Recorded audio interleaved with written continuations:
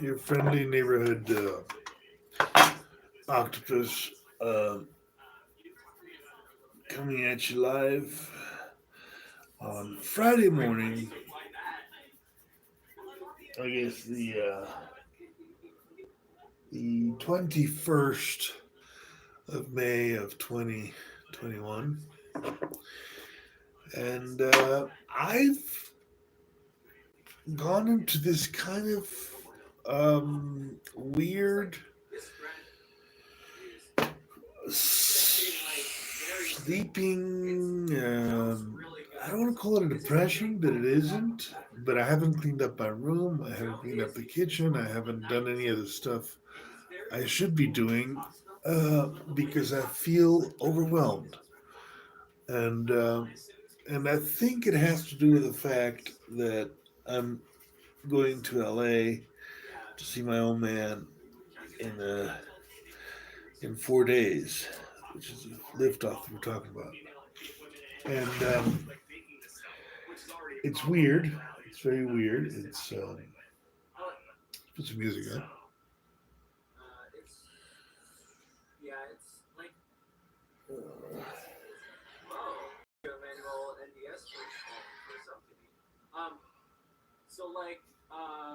I have a I have a guitar suite I want to learn. But I haven't picked up the guitar. It's like I printed out the guitar music, which I'm going to put it on right now. Actually, background. But I've been unable to pick up the guitar. And what I've done instead is sleep. I've just slept. This is done by Adam Roth, by the way. Give you guys a shot of him. I think it's pretty cool. Um, Part of it is this weird terror that I have that I can't do all this without a job, right?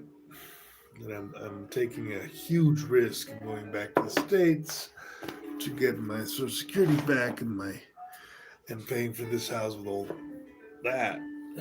And it is a risk. There's always a risk involved. It's not as huge as I'm making it out to be, but there's always a risk. And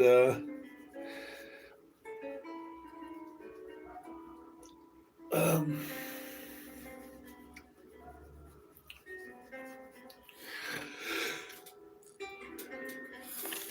the importance of keeping this apartment going for my kids, for Rasa and Nanda, is huge because Rasa is going to school. She's going to university. So I want to make sure that she's got a solid base to be able to continue that. You know, part of the reason that I didn't finish university is that I didn't really have a solid base. I had my uncle Ilya who's helping me out, and that's why I got motivated. But then, of course, when I went a little crazy and realized that Kathy Dubois was not really into me,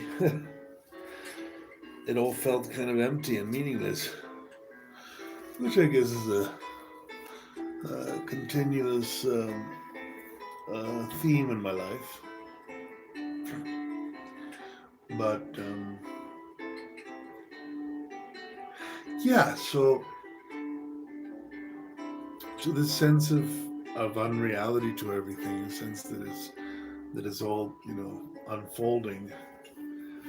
Uh, it's the part of me that wants to live under a bridge and pick up leftover pizza from the trash cans, which is always very very close to me because on the deeper meditations you realize everything is empty and meaningless. There is no real meaning except whatever meaning you put into it yourself. So I try to give the meaning of to my life I've taken care of the people I love, like when she was alive. But she's gone, and now what I got is these kids, and these kids are 18 and 20, so they also need to have a sense that they got to be able to do things for themselves without me always taking care of it, and that's kind of the reason I'm doing this as well. But I also realize by doing that, I risk everything for them.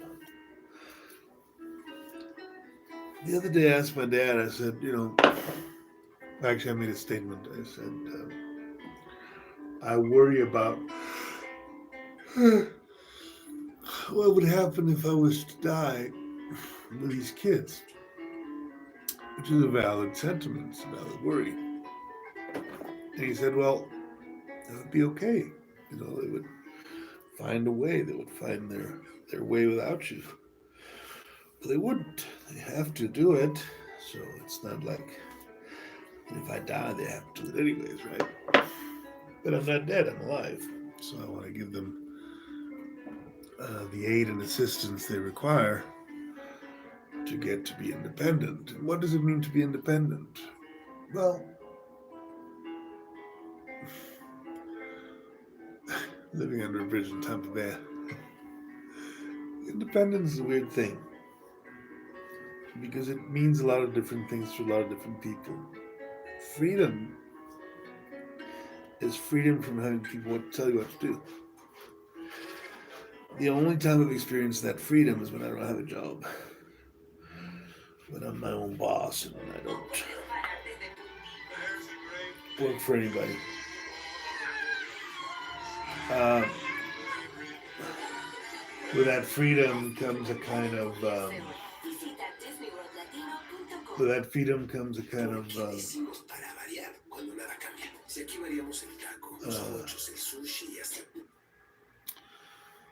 with that freedom comes a kind of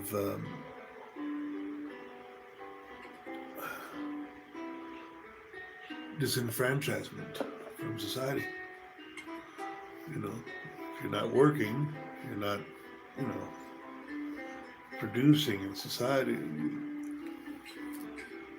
You decent, you drop off. People don't take you seriously. People don't even look at you many times.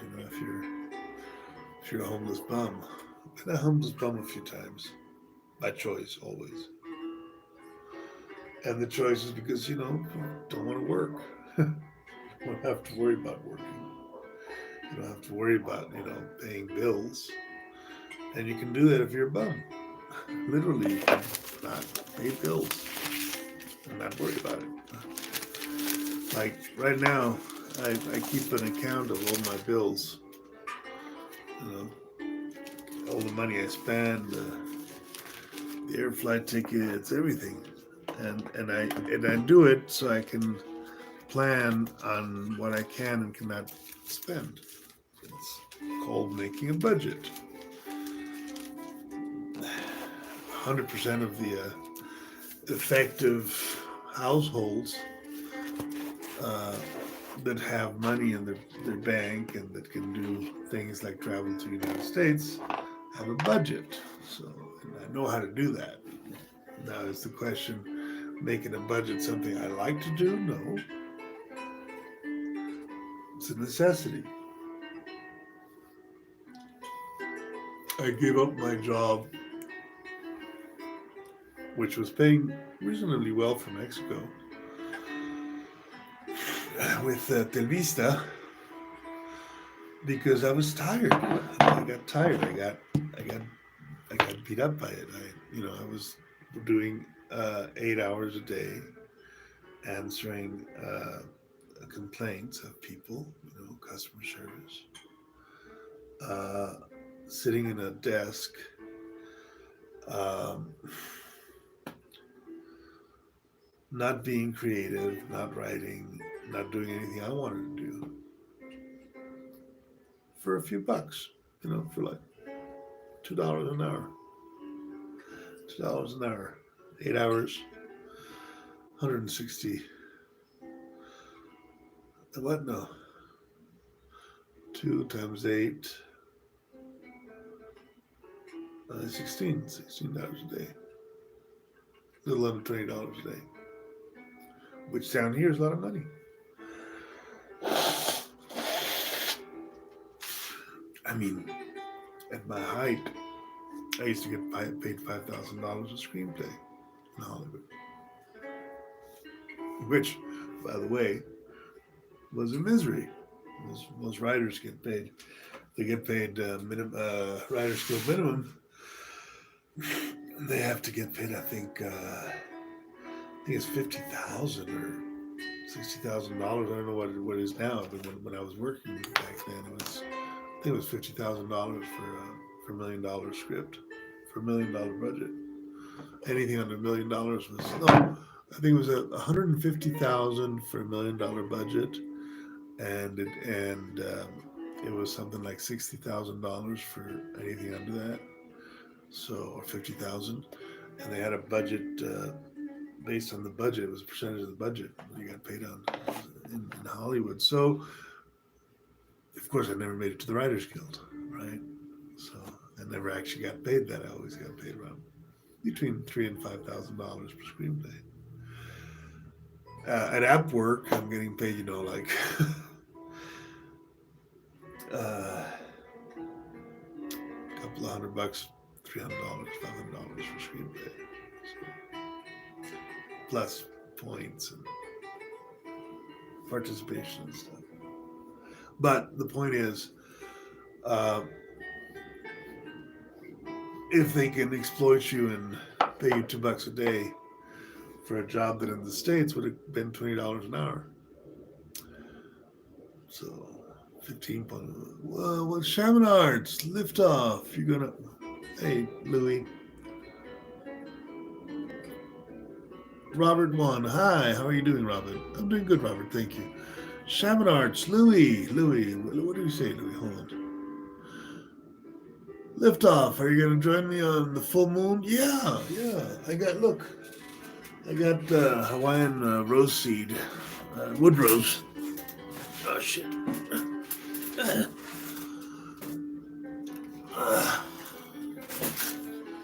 From my own garden, Louis. These are Hawaiian wood rose seeds.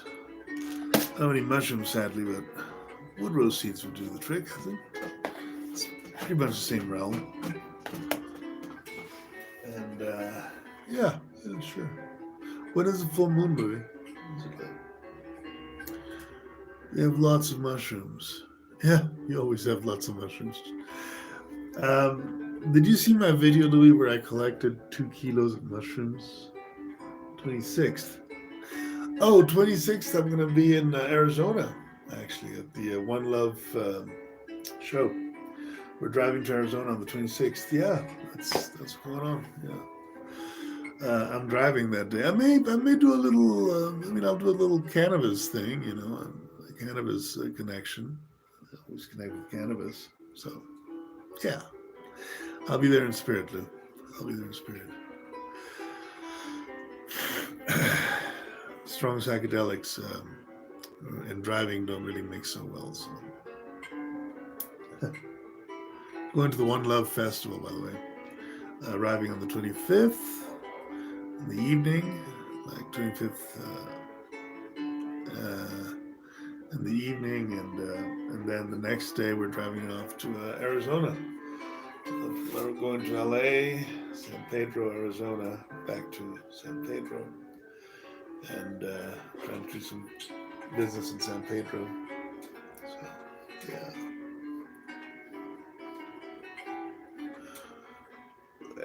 Louis, by the way, people that are here watching this is this amazing psychonaut that I met on theoxy.org way back when the internet was still free and not a piece of shit ruled by Google and Facebook, Twitter. But he was this guy. Well, he is. It hasn't changed much, I suppose. With this amazing freedom. I think if Louis, and I think Louis, you can probably vouch for this. Louis represents freedom to be free, to be really free, to be truly free, to do as thy will be the whole of the law. That's Louis's uh, freedom. It's that. I'm not talking about being a hedonist and all that. You can do that, but it doesn't have to be that. It's just being able to be that if you want that. Yeah, yeah, Louis. I got you to be a free man. A totally free man. Working the business. And it's funny because I've been in jail and I can tell you that freedom doesn't really depend on you being free. It depends on how you think, how you feel, who you are. Freedom is an internal thing. It's not an external thing. The worst censorship that happens, the worst slavery that occurs is always an inner slavery inside yourself. If you're not slave material, you'll never be enslaved. You're only enslaved if you allow yourself to be enslaved. Some people prefer death over slavery. Some people, will literally pull the trigger on their heads before the cops come up and arrest them. So many people. Wait a minute. What you say there? Freedom comes from within. Yeah, that's big. Exactly. And then you said. Many people think entertainment is freedom. No, I think entertainment is avoidance. I think, are you entertained? Is what this guy um, said in the movie. Shit, my mind is so. What's the name of the movie for the Gladiator? No, I think entertainment is the cup. Entertainment is avoidance of the true freedom, which is an inside type of deal. You avoid thinking about how you are enslaved by anything from bad habits to faulty reasoning to whatever it is that's keeping you down. And then the real powerful freedom is when you no longer have a self, which is death. You could say that death is the ultimate freedom, eh? Any type of pain, disease, social, financial, or psychological ties or binds are destroyed by death. Sometimes I worry a little bit. There's a lot of ghosts in prisons, but I guess that's because there's people in there that are so wound up in their own egos that they cannot let go of them even after death. But I don't know. Ghostly activity has always fascinated me.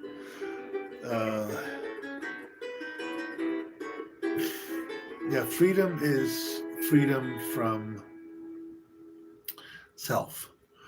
We are tied into ourselves, into what we think we are, all the time.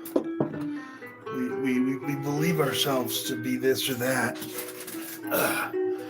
When, if you travel deep enough in psychedelics, especially DMT, you come to the realization that you're not any of that. And that whatever you may think you are is just a fluke, fake.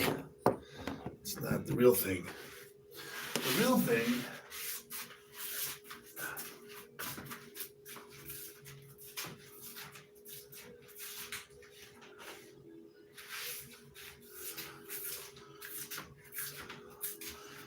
The real thing cannot be spoken in words. By the way, Nescafe. If you like your coffee fresh in the morning, drink it, and you won't like fresh coffee anymore.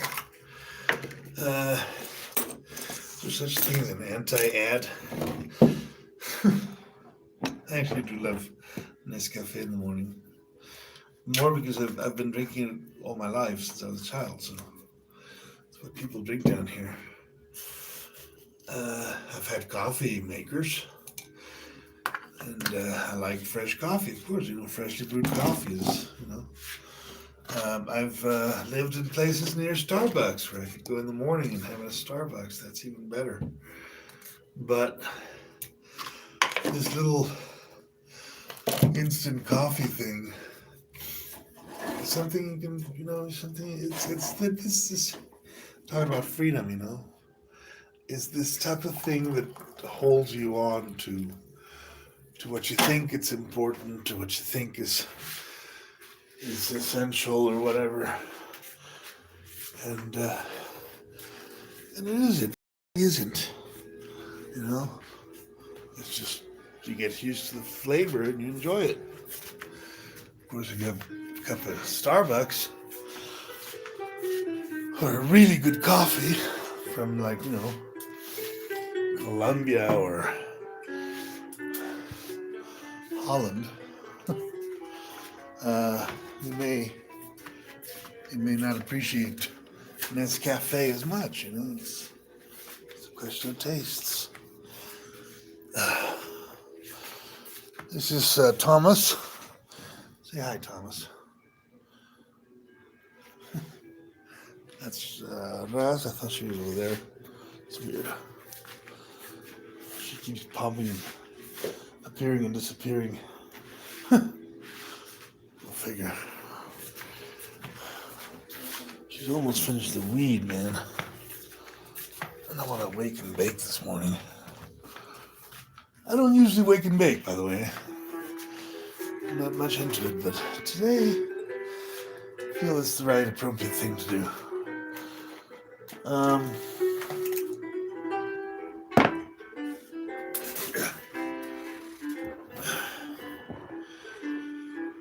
So,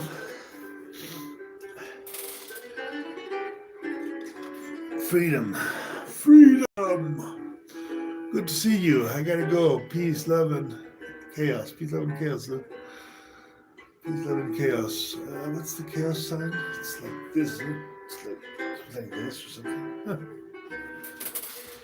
No, wait. It's saying chaos is 8, so it has to be. That's 4. I don't know. There's got to be a way to make a chaos sign with figures. Like the ultimate gang sign.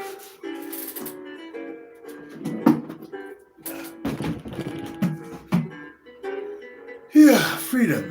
Let's talk about freedom. Let's talk about freedom. Let's talk about music. Let's talk about whatever we want to talk about. Nobody here to talk about anything, so I guess I'll just ramble on like the old foolish man that I am.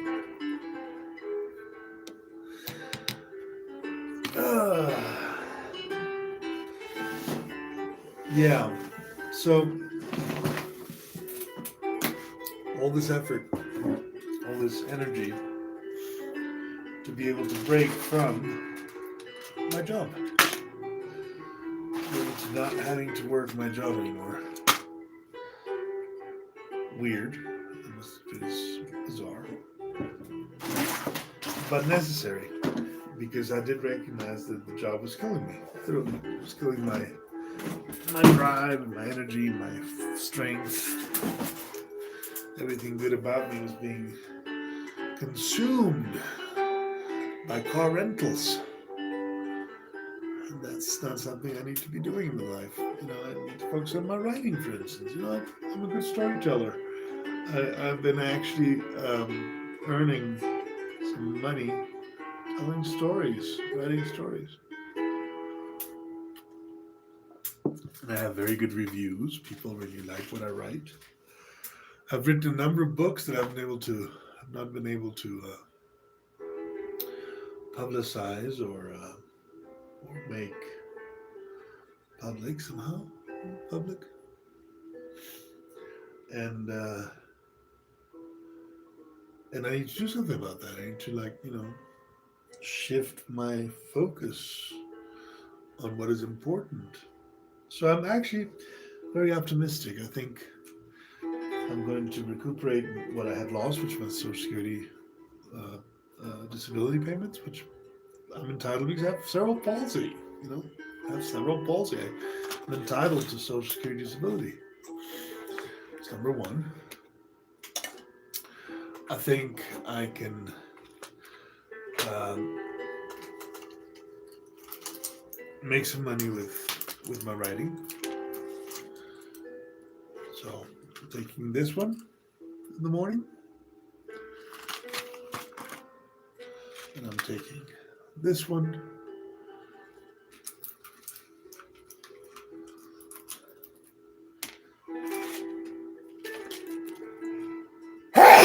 And I'm taking this one. Losartan. A lot of pills in the morning to keep my heart going. And I wasn't taking all this shit before I started the job with Chavista. And again, it's a good job if you're young and full of energy and have nothing better to do in life than to answer people's questions about the rental cars. But if you're an old fart, like me that's been around and has done that before,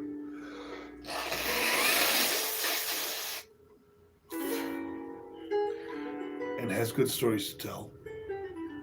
Oh God, that's horrible.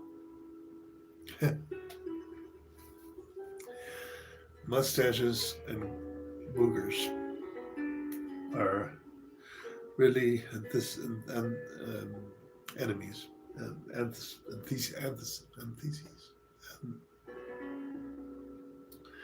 They're a problem. But that's why I always keep these rags around.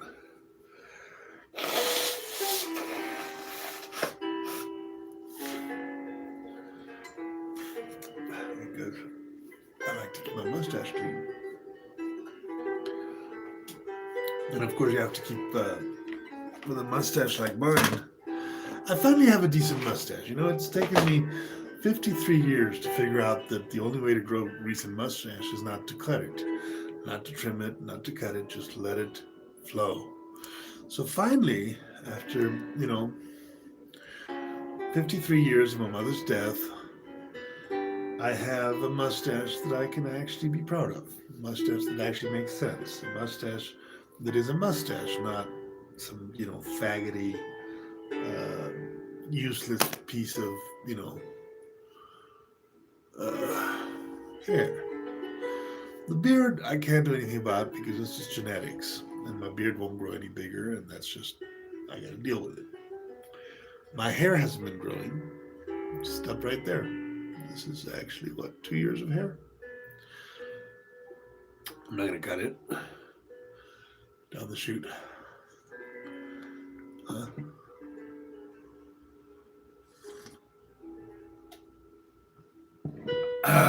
I'm not crazy enough to realize or to think that I can vanquish something as dangerous as high blood pressure with just good feelings and kumbaya. I need to lose weight. I need to lose at least 20 pounds to begin to stabilize my blood pressure. And in the process, I don't want to have a fracking heart attack or aneurysm.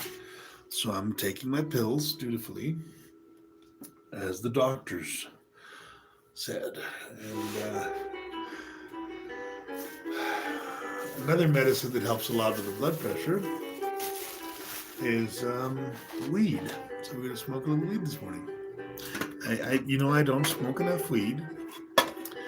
Smoking weed is not something I guess because I was working and everything, I got kind of like used to not smoking.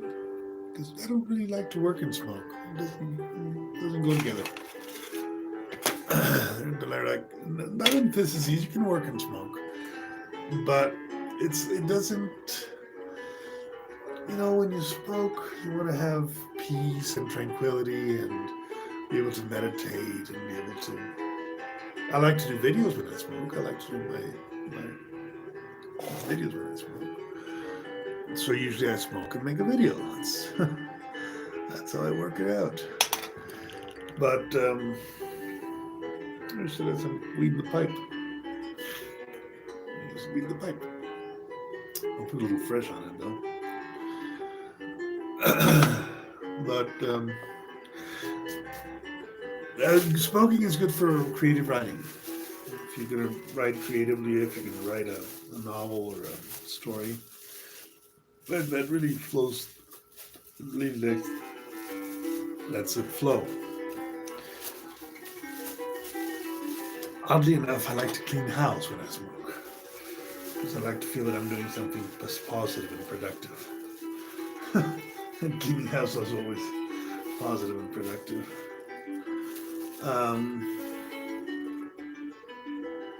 Hello, Lucifer. Allow me to introduce Lucifer. Say hi to the people, Lucifer. Lucifer is pregnant. She's got babies this month. I'm probably not going to see the babies be born because I'm leaving in a few days. But I have my niece, who is a great cat keeper, cat care for her, to care for her. And it's good. Om Namo Shivaya 420. Happy goings, folks.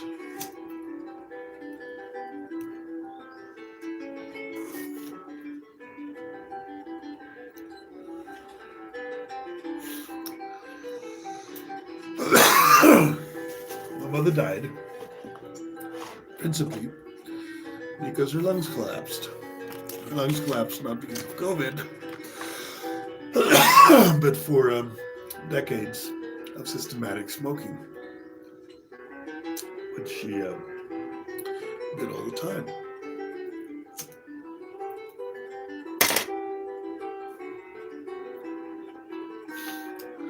So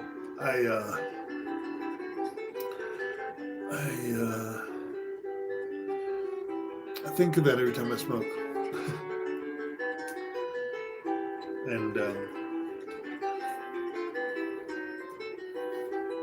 it's a kind of sacrifice. You know? It's kind of a sacrificial element to it. To join her in that realm, in between realm.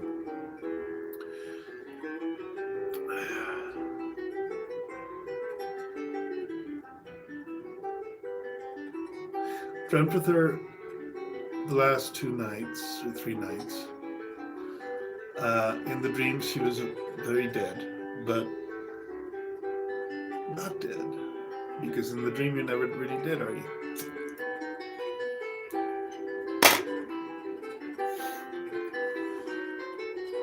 I dreamt her next to her mother.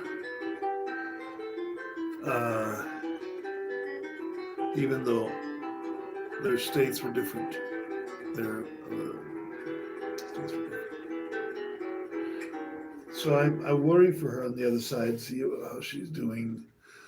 I've had a very strong tying her down to this realm with this room, her shirt, her ashes. I think she'll feel a lot better once I put the ashes in the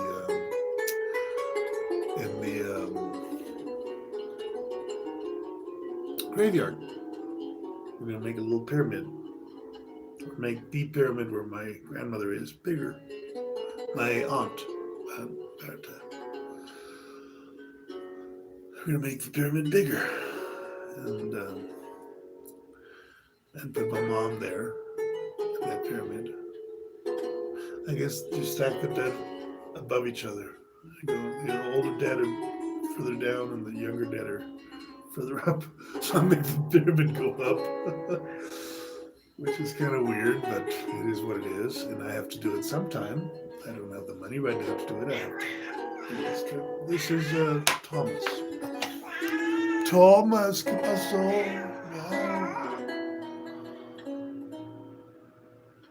Thomas is the brother of Elizabeth, the cat girl that I lost And he's a street cat. He spends more time in the street than in the house. But he comes here to feed and to sleep and to rest.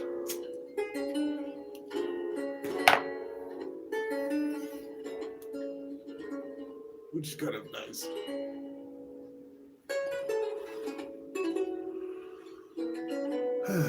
Yeah, it changes the whole realm when you wake and bake, eh?